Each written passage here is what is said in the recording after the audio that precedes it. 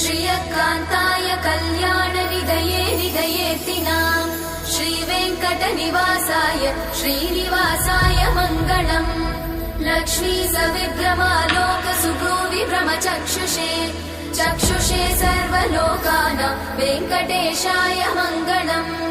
श्रीवेङ्कटाद्रिशृङ्गाग्रमङ्गलाभरणाङ्ग्रये मङ्गलानां निवासाय श्रीनिवासाय मङ्गलम्। सर्वावयव सौन्दर्य सम्पदा सर्वचेतसां सदा सम्मोहनायास्तु वेङ्कटेशाय मङ्गलम्। नित्याय निरवध्याय सत्यानन्द चिदात्मने सर्वान्तरात्मने श्रीमद् वेङ्कटेशाय मङ्गलम्। स्वतः सर्वविदे सर्वशक्तये सर्वशेषिने सुलभाय सुशीलाय वेङ्कटेशाय मङ्गलम्।